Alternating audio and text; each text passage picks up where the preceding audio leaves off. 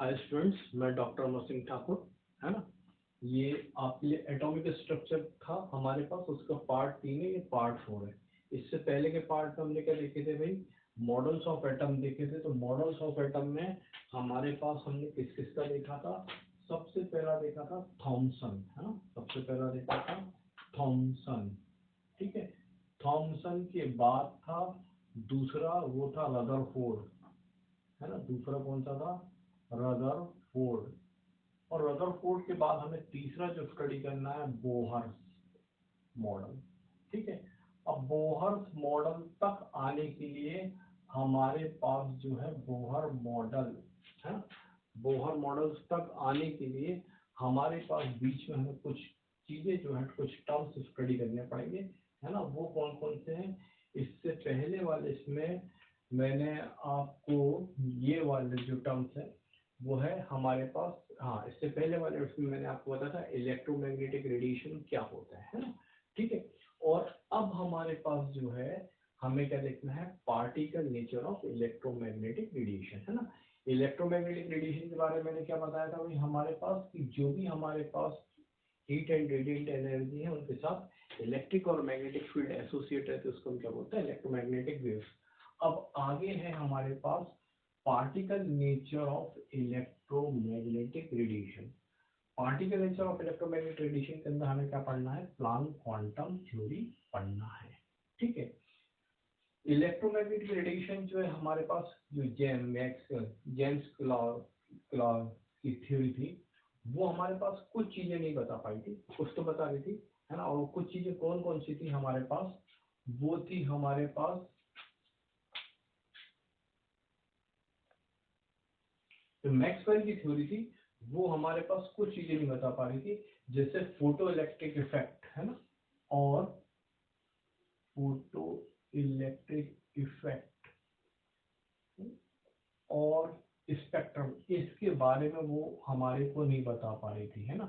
Heating effect तो बता रही थी मैक्सवेल की थ्योरी, ठीक है, पर इनके बारे में नहीं बता पा रही थी। तो इनके बारे में हमारे पास हमने एक्सप्लेनेशन कैसे देंगे? क्वांटम प्लांक क्वांटम थ्योरी से। तो अकॉर्डिंग टू दिस थ्योरी, इस थ्योरी के अनुसार the radiant energy is emitted और एब्सॉर्ब्ड नॉट कंटिन्यूसली। मतलब हमारे पास जो रेडिएंट एनर्जी है किसी से भी निकल रही हो, ठीक है, वो हमारे पास क्या होता है? कंटिन्यूसली ना तो इमिट की जाती है ना एब्जॉर्ब की जाती है ना। फिर हमारे पास क्या है? In the form of small discrete packets of energy. क्या लिखा है? द रेडिएंट एनर्जी इमिटेड और absorb not continuously but discontinuously in the form of small discrete packets of energy, है ना। ये हमारे पास एनर्जी के पैकेट्स के फॉर्म में रहती है। Each such packet of energy is called quantum. उसको हम क्या बोलते हैं? वो पैकेट, एनर्जी के पैकेट क्या कहलाते हैं हमारे पास? क्वांटम कहलाते हैं। In case of light the quantum of energy is called a photon, है ना। लाइट के केस में वो हमारे पास एनर्जी क्या कहलाती है? Quantum energy. उसको हम क्या कहते हैं? वो क्या कहलाती है? फोटोन, है ना। जैसे सन से जो लाइट चलती है वो हमारे पास कैसे बनी होती है? छोटे छोटे एनर्जी के पैकेट के फॉर्म में रहती है ना। और इन एनर्जी के पैकेट को हम क्या बोलते हैं? फोटोन, ठीक है। इन फोटोन के साथ कितनी एनर्जी रहती है? या इसने बोला the energy of each quantum is directly proportional to the frequency of the radiation. मतलब हमारे पास जो एनर्जी है वो डायरेक्टली प्रोपोर्शनल है के फ्रीक्वेंसी के। E इज इक्वल टू हमारे पास E directly proportional to nu. ये डायरेक्टली प्रोपोर्शनल का साइन हम हटाते हैं तो एक कांस्टेंट लगता है, और उस कांस्टेंट वो क्या है हमारे पास? h। और h क्या होता है? Planck constant. और इसकी वैल्यू कितनी होती है? 6.64 इंटू 10⁻⁻34 जूल सेकेंड, है ना। जूल सेकेंड,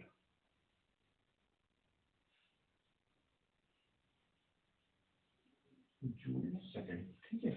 ये इसकी एनर्जी होती है, ठीक। तो ये तो थी भाई प्लैंक क्वांटम थ्योरी, है ना। तो अब हम इसके आगे देखते हैं, प्लैंक क्वांटम थ्योरी के आगे नेक्स्ट, है ना। देखिए आगे है हमारे पास स्पेक्ट्रम। तो स्पेक्ट्रम का बेसिकली मीनिंग क्या होता है हमारे पास? कि किन्हीं भी रेडिएशंस का फोटोग्राफिक प्लेट पे लिया गया इमेज वो क्या कहलाता है हमारे पास, स्पेक्ट्रम कहलाता है। ठीक है ना। तो हमारे पास हम क्या बोलते हैं कि इमेज स्पेक्ट्रम क्या होता है, कोई भी रेडिएशन है उनका हमने फोटोग्राफिक प्लेट पे क्या किया है, इमेज लिया है, उसको हम क्या कहलाता है, वो क्या कहलाता है, स्पेक्ट्रम। ठीक है। अब हम स्पेक्ट्रम की बात करें तो स्पेक्ट्रम जो है हमारे पास दो टाइप का है ना। पहला जो है वो है emission spectrum, EMISSION, emission spectrum. ठीक है। तो हमारे पास जो है एमिशन स्पेक्ट्रम में भी दो है हमारे पास, और वो है हमारे पास, पहला है कंटिन्यूअस स्पेक्ट्रम, और उसके बाद जो है वो है हमारे पास line spectrum,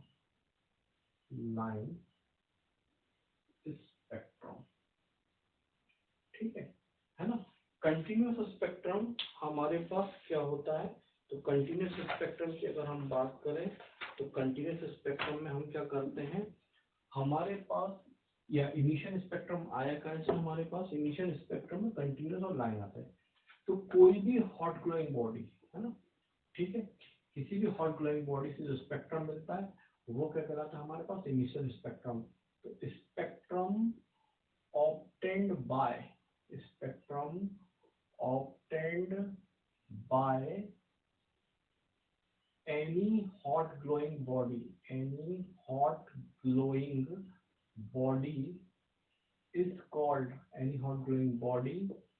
is called emission spectrum,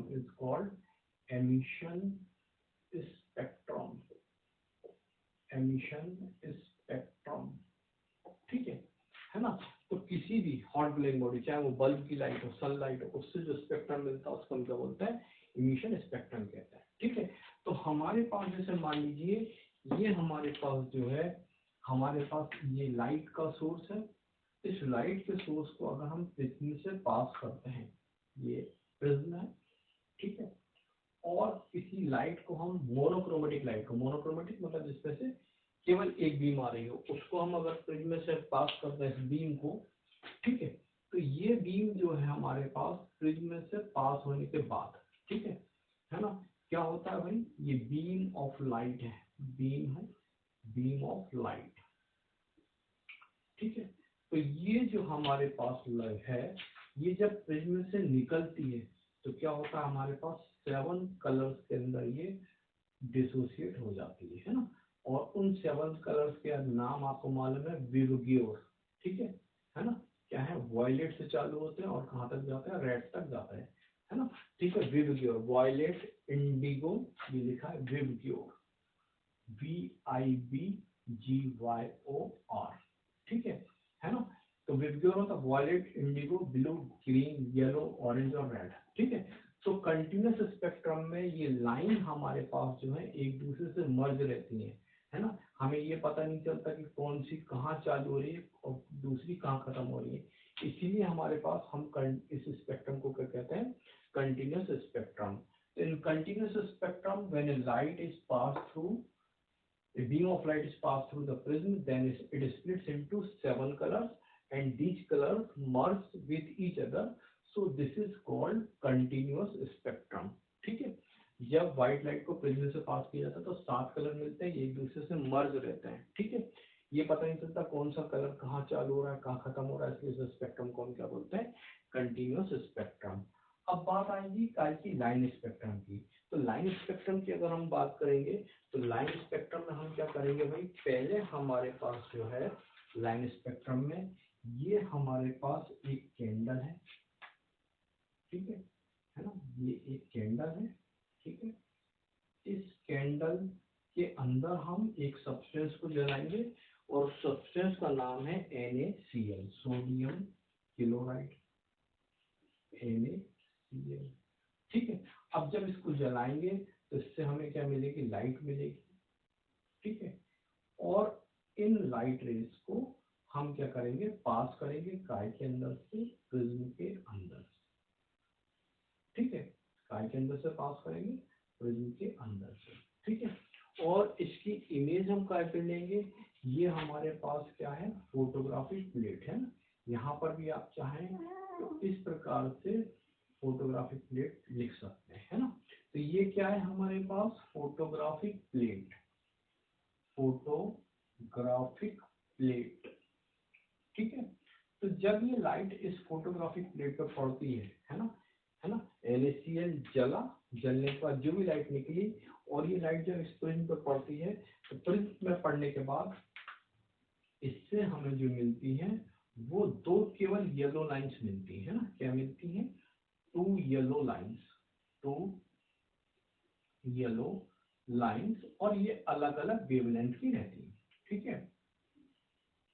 इसलिए इस स्पेक्ट्रम को हम क्या बोलते हैं, लाइन स्पेक्ट्रम। ये क्या कहलाता है, लाइन स्पेक्ट्रम, ठीक है। कंटिन्यूअस लाइन ना मिलने की वजह क्या मिलती है हमारे पास, लाइन मिलती है, इसलिए इस स्पेक्ट्रम को हम क्या बोलते हैं, लाइन स्पेक्ट्रम। लाइन स्पेक्ट्रम को क्या बोलते हैं हम, इसी का दूसरा नाम क्या होता है, और एटॉमिक स्पेक्ट्रम। लाइन स्पेक्ट्रम और एटॉमिक स्पेक्ट्रम, है ना, ये एक ही बात है। और एटॉमिक स्पेक्ट्रम, ठीक है। तो ये तो एक बात थी। अभी मैंने आपको बताया कि ये दो प्रकार का है, पहला इमिशन है, दूसरा कौन सा है इसका टाइप, दूसरा हमारे पास जो है स्पेक्ट्रम वो है एब्जॉर्प्शन स्पेक्ट्रम। कौन सा है, एब्जॉर्प्शन स्पेक्ट्रम, ठीक है। एब्जॉर्प्शन स्पेक्ट्रम में क्या होगा, जैसे मान लीजिए हमारे पास, अगर हम एब्जॉर्प्शन स्पेक्ट्रम की बात करते हैं, तो हमारे पास ये क्या है, एक स्लिट है, स्लिट मतलब इसके अंदर एक झिर्री लगी हुई है, यहाँ कई लाइट चल रही है, ठीक है, कई लाइट चल रही है, पर इनमें से केवल लाइट की एक रेज बाहर आएगी। उस लाइट की एक रेज को हमने एक ट्यूब के अंदर ये जो है सॉल्यूशन भर के रखा है। इस सॉल्यूशन का नाम क्या है, NaCl, है ना, ये क्या है, NaCl। और ये लाइट इससे पास होती है, इससे पास होने के बाद ये जो लाइट है, इस लाइट को हम पास करते हैं काय के अंदर से, प्रिज्म के अंदर से, ठीक है। तो जब ये प्रिज्म के अंदर से पास होती है तो हमें क्या मिलती है, दो ब्लैक कलर की लाइन मिलती है काय के ऊपर, फोटोग्राफिक प्लेट के ऊपर, है ना, फोटोग्राफिक प्लेट के ऊपर, ठीक है। और हमारे पास ये जो लाइन है ये किस कलर की है, काले कलर की है, ठीक है। तो हम क्या बोलते हैं ऐसा, और सेम जो हमारे को येलो कलर की लाइन मिल गई, उसी वेवलेंथ की हमें क्या मिलती है, ब्लैक कलर की लाइन मिलती है येलो के प्लेस पर, ठीक है ना। और किस कलर की मिलती है, ब्लैक कलर की मिलती है। उसके लिए हम क्या बोलते हैं कि ये जो NaC है ना, ये लाइट को क्या कर लेता है, एब्जॉर्ब कर लेता है, इसलिए पीले कलर के स्थान पर हमारे को क्या मिलती है, ब्लैक कलर की लाइन मिलती है। और ये स्पेक्ट्रम क्या कहलाता है, एब्जॉर्प्शन स्पेक्ट्रम हम इसको कहते हैं, ठीक है। अब एक चीज और देख लें, अगर आप कहें तो ये जो है एक चीज और है इसके अंदर, इनकी वेवलेंथ क्या है, तो इनकी वेवलेंथ है 5, 8, 9, 6 और 90 ऑर्मस्ट्रॉम, है ना, 5, 8, 90 ऑर्मस्ट्रॉम, 5, 8, 90 ऑर्मस्ट्रॉम और 5, 8, 9, 6 एंगस्ट्रॉम, ठीक है। ये दो वेवलेंथ की हमें लाइट मिलती है, ठीक है। तो ये वाली बात थी काय के अंदर, हमारे पास स्पेक्ट्रम के अंदर। स्पेक्ट्रम होता क्या है, तो spectrum image formed by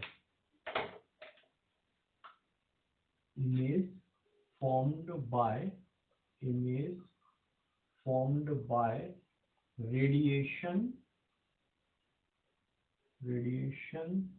when it passes through prism, ठीक है ना। किन्हीं भी रेडिएशन का फोटोग्राफिक प्लेट पर लिया गया इमेज क्या कहलाता है, स्पेक्ट्रम कहलाता है, ठीक है। तो ये बात थी स्पेक्ट्रम के बारे में, है ना। अच्छा, स्पेक्ट्रम के बारे में ये वाली बात थी। इतना स्पेक्ट्रम दो टाइप का था, इमिशन था और कौन सा था, एब्जॉर्प्शन था। इमिशन कोई भी हॉट ग्लोइंग बॉडी से मिलता है, और ये एब्जॉर्प्शन स्पेक्ट्रम के बारे में मैं आपको बता चुका हूँ। स्पेक्ट्रम की जो स्टडी करते हैं हम वो कैसे करते हैं, स्पेक्ट्रोस्कोप से, है ना। ये स्पेक्ट्रोस्कोप से, यहाँ पर क्या लगा रहता है, हम ये स्पेक्ट्रोस्कोप है, उससे हम इसको क्या करते हैं भाई, देखते हैं, है ना। में इतना ही है, अगला पार्ट कंटिन्यू करेंगे, हम आपको अगला पार्ट बताएंगे। यहाँ तक अगर आपको कोई भी दिक्कत है तो वो आप उससे मेरे मोबाइल नंबर 9893 व्हाट्सएप पे कॉल करके पूछ सकते हैं, है ना। और मेरे चैनल को सब्सक्राइब करें, जो भी डाउट्स है आपके आप कॉन्टेक्ट करें। इट्स ओके, नेक्स्ट पार्ट में हम आपको आगे बताएंगे।